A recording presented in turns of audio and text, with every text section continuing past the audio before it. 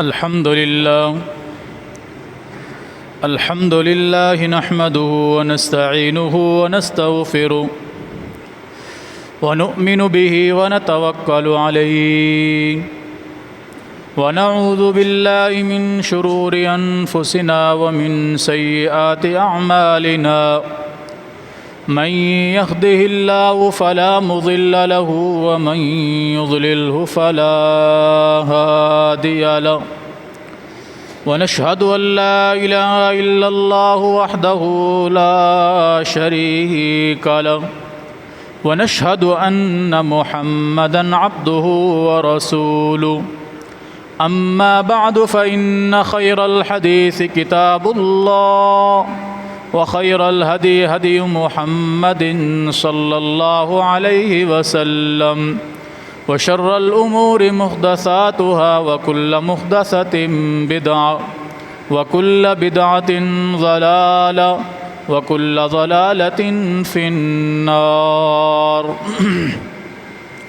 يا أيها الذين آمنوا اتقوا الله حق تقاته ولا تموتن إلا وأنتم مسلمون يا أيها الناس اتقوا ربكم الذي خلقكم من نفس واحدة وخلق منها زوجها وبث منهما رجالا كثيرا ونساء واتقوا الله الذي تساءلون به والأرحام إن الله كان عليكم رقيبا يا أيها الذين آمنوا اتقوا الله وقولوا قولا سديدا يصلح لكم أعمالكم ويغفر لكم ذنوبكم ومن يطع الله ورسوله فقد فاز فوزا عظيما أعوذ بالله السميع العليم من الشيطان الرجيم بسم الله الرحمن الرحيم فقل تعالوا ندعو أبناءنا وأبناءكم ونساءنا ونساءكم وأنفسنا وأنفسكم ثم نبتهل فنجعل لعنة الله على الكاذبين اللهم صل على محمد وعلى آل محمد كما صليت على إبراهيم وعلى آل إبراهيم إنك حميد مجيد اللهم بارك على محمد وعلى آل محمد كما باركت على إبراهيم وعلى آل إبراهيم إنك حميد مجيد رب اشرح لي صدري ويسر لي أمري واحلل عقدة من لساني يفقه قولي رب زدني علما اللهم انفعنا بما علمتنا وعلمنا ما ينفعنا وزدنا علما سبحانك لا علم لنا إلا ما علمتنا إنك أنت العليم الحكيم ہر قسم کی حمد و ثنا اللہ جل جلالہ کے لیے، بے شمار بے حد و حساب درود و سلام ہوں امام الہدا امام الانبیاء جناب محمد الرسول اللہ صلی اللہ علیہ وآلہ وصحبہ وسلم کے ذات گرامی پر۔ سورہ آل عمران کی آیت نمبر 61 کا آخری حصہ میں نے آپ کے سامنے تلاوت کیا ہے۔ نبی علیہ السلام کے پاس عیسائیوں کا ایک وفد آیا جو آ کر آپ سے مناظرہ کرنے لگا، بحث و مباحثہ کرنے لگا۔ عیسیٰ علیہ السلام ایسے ہیں، یعنی آپ کی نبوت کا وہ انکار کرنا چاہتے تھے اور عیسیٰ علیہ السلام کی نبوت کو وہ باقی رکھنا چاہتے تھے۔ آپ مدینہ منورہ میں تشریف فرما تھے اور یہ لوگ عیسائی اور یہودی مدینہ میں ہی آباد تھے۔ جیسے جیسے ان کے پاس دعوت دین پہنچا تو ان لوگوں نے کسی حد تک اسلام قبول کیا، اکثریت نے اسلام قبول کرنے سے انکار کیا، بلکہ بحث و مباحثہ پر اتر آئے، حتیٰ کہ یہ لوگ الجھ پڑے مختلف باتوں میں۔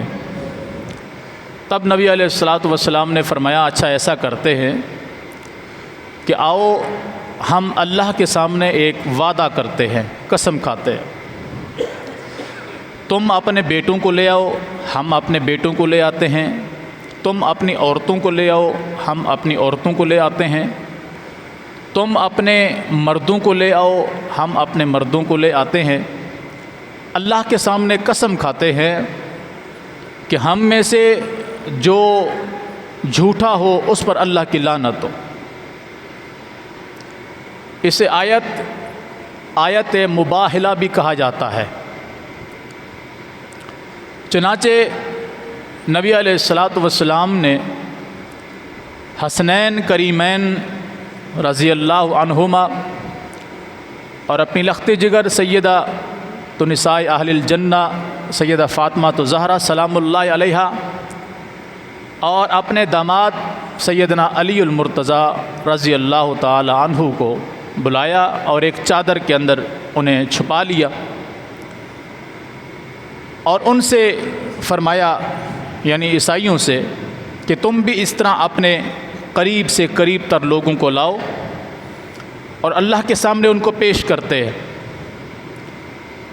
جو سچا ہو وہ بچ جائے، جو جھوٹا ہو اس پر اللہ کی لعنت۔ اب عیسائی اس بات کو تو سمجھتے تھے، اتنے تو بے وقوف نہیں تھے، وہ سمجھتے تھے، ایک ضد پہ اڑے ہوئے تھے، انہیں معلوم تھا کہ یہ پیغمبر سچے ہیں صلی اللہ علیہ وسلم، پیغمبر کی اولاد سچی ہے، پیغمبر کا خانوادہ سچا ہے، اور ہماری کتابوں کے اندر بھی یہ بات موجود ہے کہ آخری پیغمبر آئیں گے، ان کا نام احمد ہوگا، اور وہ احمد نبی علیہ الصلاۃ والسلام کا اسم مبارک ہے۔ آپ کے دادا نے آپ کا نام احمد رکھا تھا، اور ان کی کتابوں کے اندر یہ بات موجود تھی، یأتی من بعد اسمہ احمد۔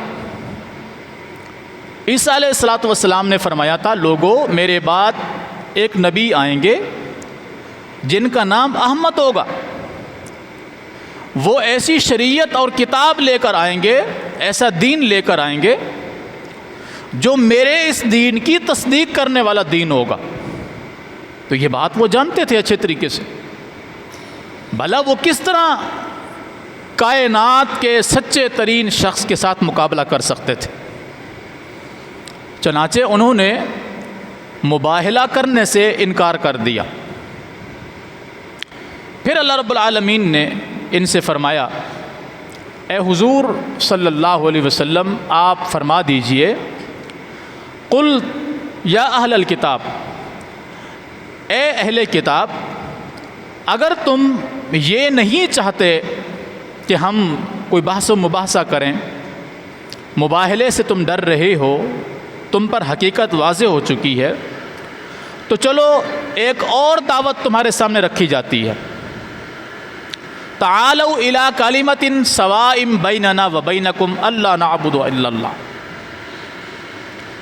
آؤ ایک ایسی دعوت کی طرف جس دعوت کا عنوان ہمارے اور تمہارے درمیان ایک ہی ہے،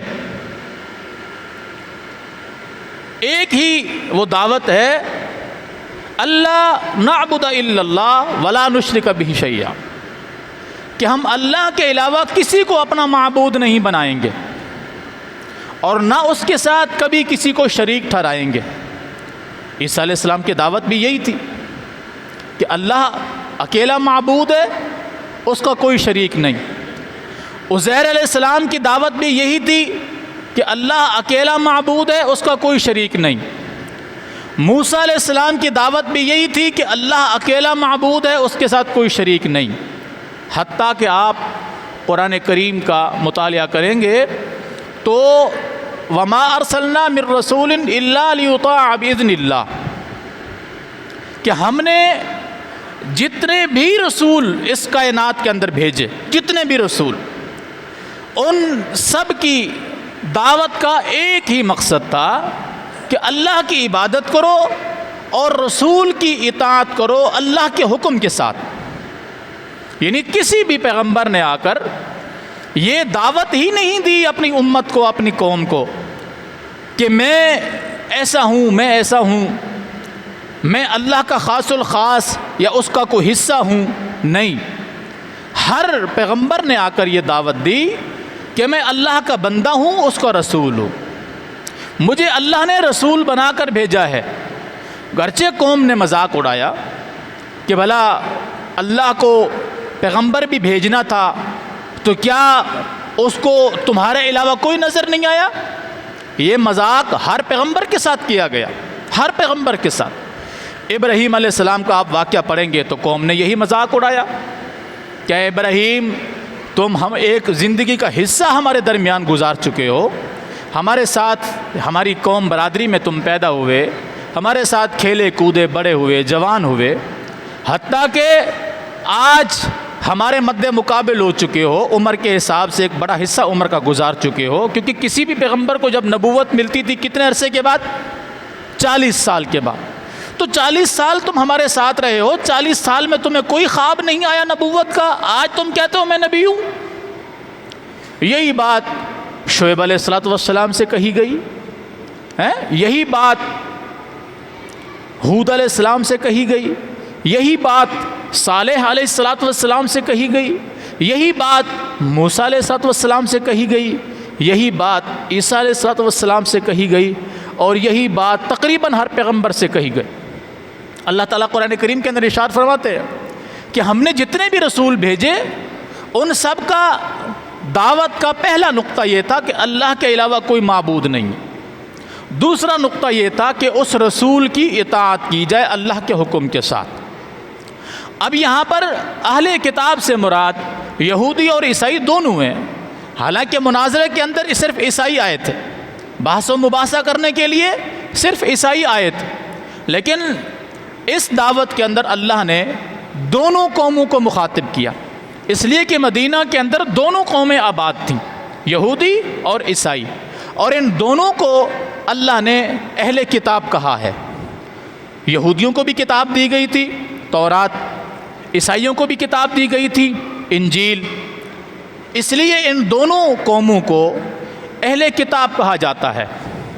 حالانکہ یہودی عزیر علیہ السلام کو موسیٰ علیہ السلام سے زیادہ مقدس سمجھتے ہیں، اتنا مقدس سمجھتے ہیں وقالت الیہود عزیر ابن اللہ، انہوں نے اس بات کا دعویٰ کر دیا کہ عزیر اس قدر اللہ کو محبوب ترین ہیں کہ وہ اللہ کے بیٹے ہیں، معاذ اللہ، استغفر اللہ ثم استغفر اللہ۔ وقالت الیہود عزیر ابن اللہ، یہودیوں نے کہا عزیر اللہ کا بیٹا ہے۔ وقالت النصارى المسیح ابن اللہ، اور عیسائیوں نے کہا عیسیٰ اللہ کا بیٹے ہیں، معاذ اللہ، استغفر اللہ۔ اللہ تعالیٰ فرماتے ہیں اللہ تعالیٰ ان کی ان بکواسات سے پاک صاف ہے، اللہ نے کوئی بیٹا نہیں جنا، اللہ کی کوئی اولاد نہیں ہے، اللہ کی کوئی بیوی نہیں ہے، اللہ کا کوئی شریک نہیں ہے، اللہ رب العالمین کا کوئی حصے دار نہیں ہے، اس کی بادشاہت میں، تخلیق میں، اس کی قدرت میں، اس کی طاقت میں، اس کے علم میں کوئی شریک نہیں ہے۔ اس لیے اللہ رب العالمین نے یہاں ارشاد فرمایا قل یا اہل الکتاب، اے اہل کتاب، تعالوا، آ جاؤ، ہم ایک پلیٹ فارم پر جمع ہوتے ہیں، جو ہمارے اور تمہارے درمیان بین المذاہب جو متفقہ طور پر فیصلے ہیں ہم ان پر جمع ہو جاتے ہیں۔ وہ کیا ہے کہ ہم سب اس بات کا اعلان کرتے ہیں اللہ نعبد الا اللہ، کہ ہم اللہ کے علاوہ کسی کی عبادت نہیں کریں گے۔ بھلا ایمانداری سے بتائیے اس سے بہترین دعوت کوئی ہو سکتی تھی؟ تم یہودی ہو اپنے مذہب پر قائم رہو، تم عیسائی ہو اپنے مذہب پر قائم رہو، لیکن ایک دعوت ہے، وہ دعوت کیا ہے کہ تمہارے پیغمبر کی دعوت بھی یہی عیسیٰ علیہ السلام کی، اور اے یہودیوں تمہارے پیغمبر عزیر علیہ السلام کی دعوت بھی یہی ہے، موسیٰ علیہ السلام کی دعوت بھی یہی ہے، مجھ محمد الرسول اللہ صلی اللہ علیہ وسلم کی دعوت بھی یہی ہے کہ اللہ نعبد الا اللہ، ہم اللہ کے علاوہ کسی کی عبادت نہیں کریں گے۔ آؤ ہم اس پلیٹ فارم پر جمع ہوتے ہیں۔ جب اس ایک پلیٹ فارم پر جمع ہو جائیں گے تمہارے ہمارے درمیان دشمنیاں ختم ہو جائیں گی، اختلافات ختم ہو جائیں گے۔ تم اپنے مذہب پر قائم رہو، آخرت میں اپنے رب کو خود جواب دینا ہے۔ لیکن اگر تم اس مذہب کی آڑ میں انتشار پھیلانا چاہو گے، مجھے جھٹلاؤ گے، میری نبوت کا انکار کرو گے، تو پھر یاد رکھو کہ میں تم سے مکمل طور پر بری ہوں۔ صرف میں بری نہیں ہوں، اللہ بھی تم سے بری ہے۔ فقولوا اشہدوا بأننا مسلمون۔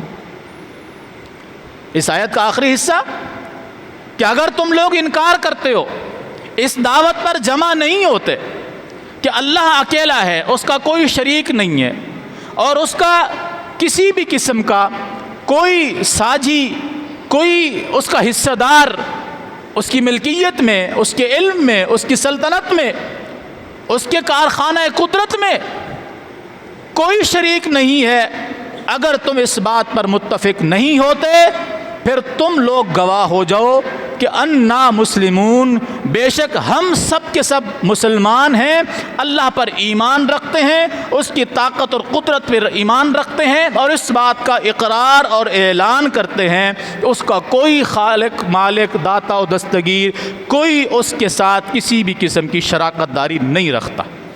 فقولوا اشہدوا بأننا مسلمون۔ پھر کم از کم تم گواہ بن جاؤ اس بات کے۔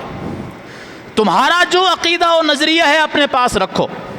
تم کہتے ہو عزیر اللہ کے بیٹے ہیں، ان میں یہ کوالٹیاں ہیں، یہ کوالٹی ہیں۔ عیسائی کہتے ہیں عیسیٰ علیہ السلام اللہ کے بیٹے ہیں، ان میں یہ کوالٹیاں، یہ خوبیاں ہیں۔ اور حتیٰ کہ یہ لوگ غلو میں اتنے آگے بڑھ گئے کہ یہ کہنے لگے نحن ابناء اللہ و احباؤہ۔ قرآن نے ان الفاظ کو نقل کیا کہ نحن ابناء اللہ و احباؤہ۔ پہلے یہ کہتے تھے کہ یہودی کہ عزیر علیہ السلام اللہ کے بیٹے، پھر کہنے لگے نہیں، ہم بھی اللہ کے بیٹے ہیں، اور اللہ کے بیٹوں میں بھی عظیم ترین، محبوب ترین بیٹے۔ نحن ابناء اللہ، ہم اللہ کی اولاد ہیں، اللہ کے بیٹے ہیں۔ وَأَحِبَّاؤُ، صرف بیٹے نہیں بلکہ اس کے پسندیدہ ترین بیٹوں میں سے ہم شمار ہوتے ہیں۔ اللہ نے فرمایا اللہ کی ان پر لعنت ہو، ان لوگوں نے وما قدر اللہ حق قدری، ان لوگوں نے اللہ کو پہچانا ہی نہیں ہے، اللہ کی قدر ہی نہیں کی ہے، اللہ کی شان اور عظمت کو سمجھا ہی نہیں ہے جیسا کہ اس کو سمجھنے کا حق تھا۔ جیسا کہ اللہ کی شان، اس کی طاقت اور قدرت تھی، انہوں نے اللہ کو اس طرح پہچانا ہی نہیں ہے، اللہ کی شان اور عظمت کو ان لوگوں نے سمجھا ہی نہیں ہے۔ سبحان اللہ و تعالی عما یشرکون، اللہ بلند اور پاک ہے ان تمام تر خرافات سے جو یہ اللہ کے ساتھ شریک ٹھہرا رہے ہیں۔ بھلا ان سے پوچھئے یہ جو تم دعوے کر رہے ہو، کیا تمہارے پاس اس دعوے کی کوئی سند بھی ہے؟ آپ پہلے پارہ کو پڑھیں گے تو پہلے پارہ کے 9ویں رکوع کے اندر اللہ رب العالمین نے، 9ویں رکوع کا تقریباً اینڈ ہو رہا ہے، یہودی اور عیسائیوں نے کہا کہ ہم لوگ جہنم میں نہیں جائیں گے، ہم لوگ جہنم میں نہیں جائیں گے، ہم تو اللہ کی اولاد ہیں اور قریب ترین ہیں، محبوب ترین لوگ ہیں، ہم جہنم میں کبھی داخل نہیں ہوں گے۔ ہاں اگر تم ہمیں بار بار یہ مجبور کر رہے ہو، تان و تشنیع کر رہے ہو کہ تم جہنمی ہو، تم ایسے ہو، تم ویسے ہو، تو پھر سمجھ لو بات کو کہ ہم جہنم کے اندر جائیں گے بھی تو ایسے بس ایزے تفریح کرنے کے لیے جائیں گے۔ لن تمسنا النار الا ایاما معدودہ، کہ جہنم کی آگ ہمیں چھو بھی نہیں سکتی۔ لن تمسنا النار، ہمیں جہنم کی آگ ٹچ بھی نہیں کر سکتی، ہمیں چھو بھی نہیں سکتی، الا ایاما معدودہ۔ ہاں اگر تم ہمیں یہ باور کرا رہے ہو، بار بار کہہ رہے ہو، تو ہمارا جواب سن لو، الا ایاما معدودہ، چند دن ہمیں جہنم کوئی تھوڑا بہت سیک پہنچا دے گی، ورنہ جہنم کے اندر ہم داخل نہیں ہوں گے۔ اللہ اکبر کبیر، یہ کتنا بڑا دعویٰ ہے۔ آج جیسے کوئی شخص کہے کہ میں پکا جنتی ہوں اور آپ سارے کے سارے معاذ اللہ استغفر اللہ جہنمی ہیں، کیا یہ چھوٹا سا دعویٰ ہے؟ بتائیے، ایک مسلمان کی شایان یہ شان ہے ہی نہیں یہ بات کہ وہ کہے کہ صرف میں جنتی ہوں تم سارے جہنمی ہو۔ یہ کم از کم یہ مسلمان اس دعوے میں بالکل جھوٹا ہے۔ ہاں، امید کی جا سکتی ہے کہ اللہ تعالیٰ ہمیں جنت عطا فرما دے، کیا خیال ہے؟ اس کے علاوہ کوئی اس سے بڑھ کر دعویٰ کیا جا سکتا ہے؟ اس لیے کہ میں، آپ، ہم میں سے ہر شخص تقریباً اپنے اعمال کے متعلق اچھی طریقے سے جانتا ہے۔ کون سا ایسا شخص ہے جو یہ دعویٰ کرے کہ جی نہیں، میں 100% پکا مسلمان ہوں، میرے اندر کوئی گناہ نہیں ہے، کوئی کمی نہیں ہے، کسی قسم کا کوئی میرے اندر نقص نہیں ہے، لہٰذا میں 100% پکا سچا جنتی، جنت میری وراثت کے اندر لکھ دی گئی؟ کوئی ایسا شخص دعویٰ کر سکتا ہے؟ اگر کوئی شخص دعویٰ کرتا ہے تو یہ کائنات کا بے وقوف ترین شخص۔ امید کی جا سکتی ہے اللہ تعالیٰ سے کہ ہم نے جو نماز ادا کی، ہم نے جو روزہ رکھا، ہم نے جو قربانی کی، ہم نے جو نیکیاں کی، ہم نے جو نیک اعمال کیے، ذکر و اذکار کیے، جس قدر ہم سے ہو سکا، امید ہے اللہ ان اعمال کو ہمارے گناہوں کا کفارہ بنا دے اور ہمیں جنت عطا فرما دے۔ یہ امید کی جا سکتی ہے۔ سورہ سجدہ کو آپ پڑھیں گے، اللہ تعالیٰ ارشاد فرماتے ہیں یدعوہ خوفا وطمعا۔ ایمان والوں کی نشانی یہ ہے کہ وہ اللہ تعالیٰ سے دعا کرتے ہیں تو اس سے ڈرتے ہوئے اور اس سے امید رکھتے ہوئے۔ ڈر کس بات کا؟ کہ کہیں ہمارے اعمال برباد نہ کر دیے جائیں، ہماری نیکیاں ضائع نہ کر دی جائیں، ہمارے اعمال کو خواب و خستر نہ کر دیا جائے، ہماری ساری محنت پر پانی نہ پھیر دیا جائے، اس بات کا ڈر ہوتا ہے۔ وطمعا، اور اللہ تعالیٰ سے جنت کی امید بھی ہوتی ہے۔ تتجافا جنوبہم عن المضاجع یدعون ربہم خوفا وطمعا۔ ایمان والوں کی علامت یہ ہے کہ ان کے پہلو بستر سے الگ ہو جاتے ہیں، ہماری طرح ساری رات خراٹے مار مار کے سوتے نہیں ہیں۔ ایمان والوں کی صفت اللہ نے بیان کی، تتجافا جنوبہم عن المضاجع۔ ایمان والوں کی علامت یہ ہے کہ پچھلے پہر ان کے پہلو ان کے بستر سے الگ ہو جاتے ہیں، مانا وہ اٹھ کر تہجد ادا کرتے ہیں، نماز ادا کرتے ہیں، رب کو راضی کرنے کی کوشش کرتے ہیں، ان کے پہلو بستروں کو چھوڑ دیتے ہیں۔ یدعوہ ربہ خوفا وطمعا، اپنے رب کو پکارتے ہیں خوف اور طمع کے ذریعے۔ خوف کس بات کا ہوتا ہے؟ جہنم کا خوف، اعمال کے برباد ہونے کا خوف ہے، کسی فتنے فساد میں پڑ جانے کا خوف۔ اور طمع کس بات کی ہے؟ کہ جو بھی نیک اعمال ٹوٹے پھوٹے کیے، اللہ ان کو قبول فرما کے ہمارے لیے جنت کا راستہ آسان کر دے۔ اللہ اکبر۔ وَمِمَّا رَزَقْنَاهُمْ يُنْفِقُونَ، اور ہم نے جو کچھ ان کو عطا کیا ہے اس میں سے وہ کوشش کرتے ہیں ہماری راہ میں خرچ کرنے کی۔ یہ ایمان والوں کی علامت ہے۔ اور یہود و نصارہ کا دعویٰ کیا ہوتا تھا؟ کہ ہم کبھی بھی جہنم میں نہیں جائیں گے، ہم تو پکے جنتی ہیں، کبھی بھی جہنم ہمیں چھو بھی نہیں سکتی۔ ہاں، اگر تمہارا یہ دعویٰ ہے کہ ہم جہنم کے اندر جائیں گے تو یاد رکھو الا ایام معدودہ، چند گنتی کے دن ہیں۔ جیسے کوئی شخص کسی جگہ پر بطور مہمان جاتا ہے، سیر و تفریح کرنے جاتا ہے، تو جہنم کے اندر ہم سیر و تفریح کرنے کے لیے چند دن کے لیے تو جا سکتے ہیں بطور وزٹ کے، باقی جہنم میں جلنے کے لیے ہم نہیں جائیں گے۔ اللہ رب العالمین نے ارشاد فرمایا قل اتخذتم عند اللہ، یہ جو تم اتنا بڑا دعویٰ کر رہے ہو کہ ہم جہنم کے اندر نہیں جائیں گے، چند دنوں کے لیے بطور تفریح کے جائیں گے، اتخذتم عند اللہ، کیا تم نے اللہ سے کوئی وعدہ پکڑا ہوا ہے؟ تم نے اللہ تعالیٰ کے ساتھ کوئی ایگریمنٹ لکھا ہوا ہے؟ اللہ اکبر۔ یہ اللہ سوال کر رہا ہے، اے پیغمبر صلی اللہ علیہ وسلم، قل اتخذتم عند اللہ، کیا تم نے اللہ کے ساتھ یہ ایگریمنٹ کی ہے کہ تم جہنم میں نہیں جاؤ گے؟ اللہ کے ساتھ ایگریمنٹ تمہارا ہو، فلن یخلف اللہ وعدہ، اللہ اپنے وعدے کی خلاف ورزی نہیں کرے گا۔ یعنی جس شخص نے اللہ سے وعدہ کر لیا تو اللہ تو اپنے وعدے کی خلاف ورزی نہیں کرتا، تو کیا تمہارے پاس اللہ کے ساتھ کوئی کیا ہوا اس طرح کا وعدہ موجود ہے جس پر اللہ تعالیٰ تمہارے کسی وعدے کو نہیں توڑے گا؟ ام تقولون علی اللہ ما لا تعلمون، یا تم وہ بکواسات اپنے منہ سے کیے جا رہے ہو جس کو تم جانتے نہیں کہ تم کہہ کیا رہے ہو۔ اللہ اکبر۔ ام تقولون علی اللہ ما لا تعلمون، تم اللہ پر وہ باتیں کر رہے ہو جس کا تمہیں علم ہی نہیں ہے، کیونکہ جنت اور جہنم کا فیصلہ کس نے کرنا ہے؟ اللہ کی ذات نے۔ کس شخص کو اللہ جنت میں داخل کرے گا، کون سا شخص جہنم کے اندر داخل ہوگا، اس کا فیصلہ کس نے کرنا ہے؟ اللہ رب العالمین۔ تو تم اللہ پر وہ باتیں کر رہے ہو، ام تقولون علی اللہ، تم اللہ تعالیٰ پر وہ باتیں کر رہے ہو ما لا تعلمون، جن باتوں کا تمہیں علم ہی نہیں ہے، تمہیں شعور ہی نہیں ہے، لا شعوری طور پر تم وہ باتیں اللہ کے ذمہ لگا رہے ہو۔ کیا تمہیں یہ باتیں کرتے ہوئے خوف نہیں محسوس ہوتا، ڈر نہیں محسوس ہوتا؟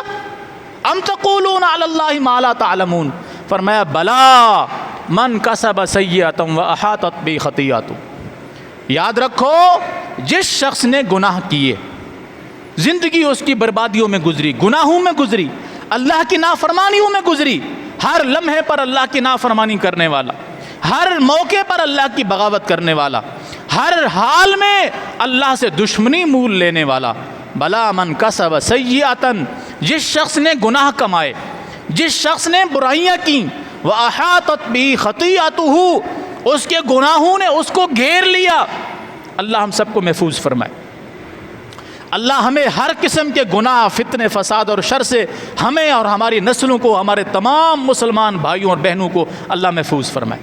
بلا من کسب، جس شخص نے اکٹھا کیا، کمایا، حاصل کیا، سیئۃ، برائی کو، وَأَحَاطَتْ بِهِ خَطِيئَتُهُ، اور اس کی برائیوں نے اس کو گھیر لیا، اس کے گناہوں نے اس کو گھیر لیا۔ اللہ اکبر کبیرہ، فَأُولَٰئِكَ أَصْحَابُ النَّارِ، یہ ہمیشہ کے جہنمی ہیں۔ یہ سرٹیفکیٹ کون دے رہا ہے جہنم کا؟ اللہ رب العالمین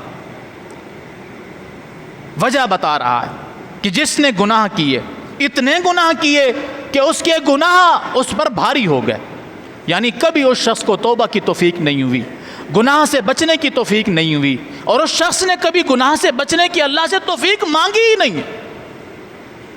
اس لیے آپ دیکھیں گے اللہ کے رسول صلی اللہ علیہ وسلم کی زندگی مبارک کو، تو نبی علیہ الصلاۃ والسلام لا حول ولا قوت الا باللہ یہ جملہ کثرت کے ساتھ پڑھتے تھے، اے اللہ نیکی کرنے کی مجھ میں توفیق نہیں ہے سوائے تیرے، لا حول ولا قوت، لا حول، گناہ سے بچنے کی کوئی ہمت نہیں ہے سوائے تیری توفیق کے، ولا قوت، اور نیکی کرنے کی بھی کوئی توفیق نہیں ہے سوائے تیری طرف سے عطا کردہ کے، تو بلند ہے، تو عظیم ہے، تیرا کوئی شریک نہیں ہے۔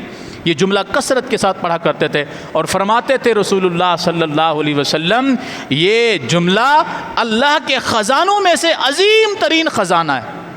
جس شخص کی زبان پر یہ جملہ جاری ہو گیا، جس شخص کی زبان پر یہ کلمہ جاری ہو گیا، گویا کہ اللہ کے خزانوں میں سے اسے عظیم ترین خزانہ مل گیا۔ اور پھر رسول اللہ صلی اللہ علیہ وسلم اکثر و بیشتر دن میں کم از کم 70 سے زیادہ مرتبہ استغفر اللہ واتوب الیہ، استغفر اللہ ربی من کل ذنب واتوب الیہ، یہ کلمے دہراتے۔ حالانکہ نبی علیہ الصلوۃ والسلام نے زندگی میں کبھی کوئی گناہ نہیں کیا، پیغمبر گناہوں سے پاک ہوتے ہیں، گناہوں سے معصوم ہوتے ہیں، انبیاء سے گناہ نہیں ہوتے، اس کے باوجود نبی علیہ الصلوۃ والسلام یہ جملے بار بار اپنی زبان سے دہرا رہے ہیں، استغفر اللہ واتوب الیہ، اے اللہ میں تجھ سے اپنے گناہوں کی معافی مانگتا ہوں، بخشش طلب کرتا ہوں، تیری طرف توبہ اور رجوع کرتا ہوں۔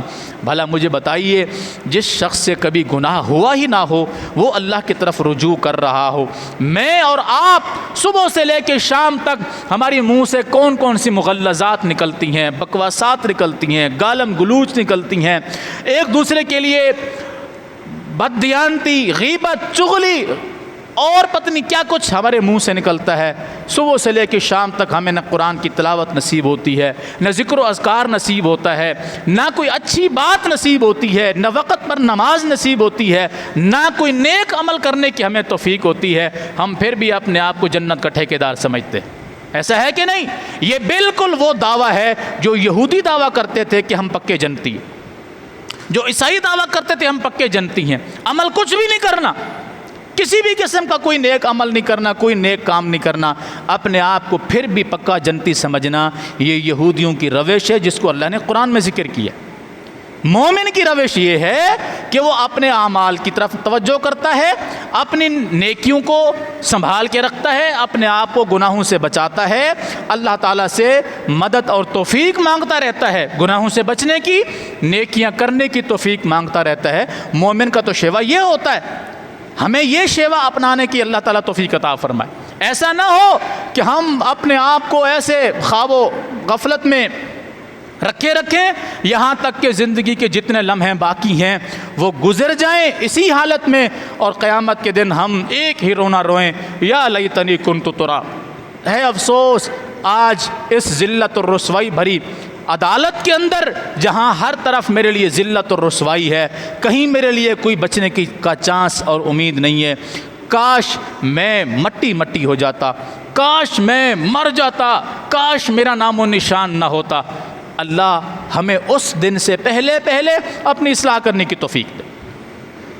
یہاں قرآن کریم کی جو آیت مبارکہ میں نے آپ کے سامنے تلاوت کی، اللہ رب العالمین نے ان آیات بینات میں اہل کتاب کو توحید کی طرف دعوت دی، کیونکہ ان کے پیغمبروں کی دعوت کیا تھی؟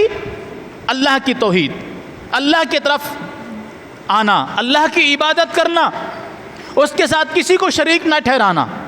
آج یہی دعوت ہم سب کے لیے ہے، کسی مکتبہ فکر سے کوئی تعلق رکھتا ہو، کسی جماعت مسلک سے کوئی تعلق رکھتا ہو، سب کے لیے اللہ کی ایک ہی دعوت ہے، اور وہ کیا ہے کہ اللہ کے علاوہ کوئی معبود نہیں، کوئی خالق نہیں، کوئی رازق نہیں، کوئی مالک نہیں، کوئی بگڑی بنانے والا نہیں، کوئی مشکلات ٹالنے والا نہیں ہے، کوئی حاجت روائی کرنے والا نہیں ہے، کوئی کسی پریشانی سے نکالنے والا نہیں ہے، کوئی کسی کی مدد کرنے والا نہیں ہے سوائے اللہ تعالیٰ کے۔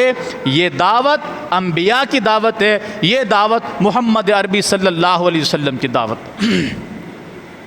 اور قرآن کریم کی دعوت کا اسلوب بھی یہی ہے۔ آپ قرآن کریم میں کسی بھی پیغمبر علیہ السلام کا تذکرہ پڑھیں گے، کسی بھی پیغمبر کا، اللہ تعالیٰ نے ارشاد فرمایا نا وَمَا أَرْسَلْنَا مِن رَسُولٍ، ہم نے جتنے بھی رسول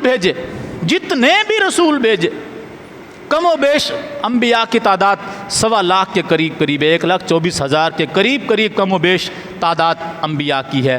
تو وَمَا أَرْسَلْنَا مِن رَسُولٍ، جتنے بھی ہم نے رسول بھیجے، ان رسولوں میں سے اللہ نے بعض انبیاء کا نام لیا۔ آپ سورہ بنی اسرائیل کو پڑھیں گے، اس کے اندر اللہ رب العالمین نے بہت سارے انبیاء کا تذکرہ کیا۔ سورہ بنی اسرائیل نہیں،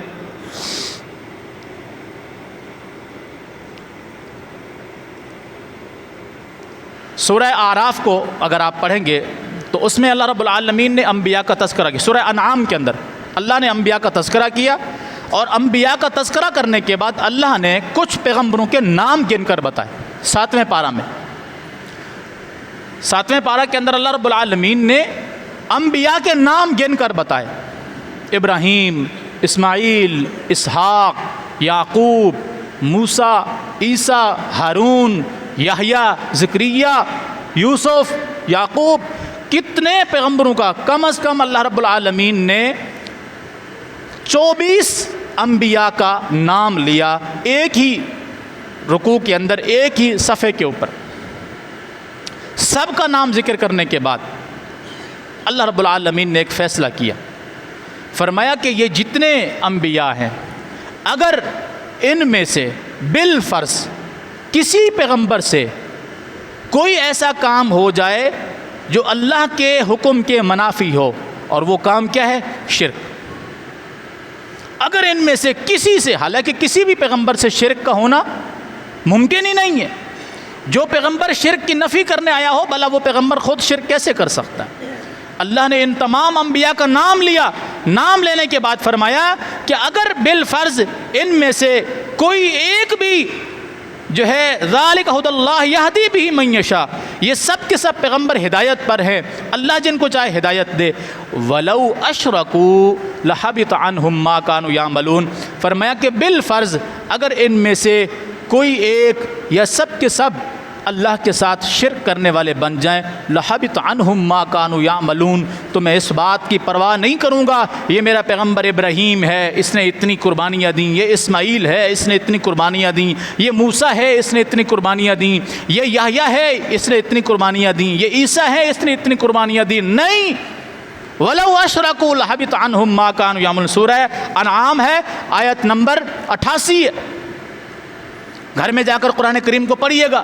اس سے پہلے اللہ نے تمام انبیاء کا ذکر کیا، وَوَهَبْنَا لَهُ إِسْحَاقَ وَيَعْقُوبَ، اسحاق کو ہم نے اسحاق کو عطا فرمایا، یعقوب، نوح ہے، اسی طرح ان سے پہلے جتنے پیغمبر گزرے ہیں، داؤد ہے، سلیمان ہے، یوسف ہے، ایوب ہے، موسیٰ ہیں، ہارون ہیں، زکریا ہیں، یحییٰ ہیں، عیسیٰ ہیں، الیاس ہیں، اسماعیل ہیں، یسع ہیں، یونس ہیں، لوط ہیں، اور اسی طرح فرمایا کہ ان تمام انبیاء اور ان کی اولادیں، ان پیغمبروں کا اللہ نے نام لیا، یحییٰ، اسماعیل، یسع، زکریا، نوح، لوط، یوسف، یعقوب، ایوب، موسیٰ، ہارون، اللہ اکبر، فرمایا اور ان کی اولادیں، یعنی ان کی اولادوں میں جتنے انبیاء آئے، کیونکہ یہ تو چند ایک انبیاء کا نام اللہ نے لیا نا، فرمایا کہ ان کی اولادوں میں جتنے پیغمبر پیدا ہوئے سب کے سب اللہ کی طرف سے ہدایت پر تھے، لیکن اگر یہ یا ان کی اولادوں میں سے کوئی پیغمبر یا کوئی بھی نبی اللہ سے بغاوت کرے گا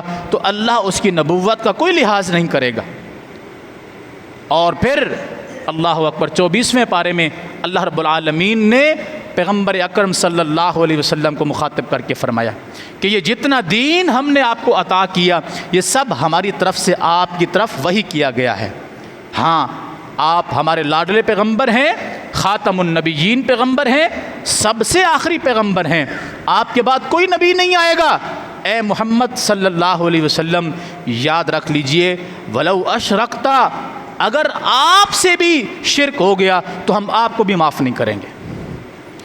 تو گویا کہ بات سمجھ میں آتی ہے کہ شرک اتنی بڑی لعنت ہے کہ وہ کوئی قوم کرنے والی ہو، کوئی قبیلہ، کوئی جماعت کرنے والی ہو، حتیٰ کہ اگر کسی پیغمبر سے بھی یہ گناہ سرزد ہو جائے جبکہ محال نہیں ہے، اللہ خود قرآن میں فرما رہا ہے کہ ایسا ممکن نہیں ہے، وَلَوْ، اگر یہ کر لیں تو رزلٹ یہ ہوگا۔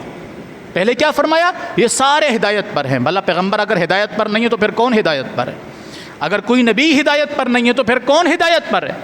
اگر کوئی رسول ہدایت پر نہیں ہے تو پھر کائنات کا کون شخص ہدایت پر ہو سکتا ہے؟ سب کے سب ہدایت پر ہیں۔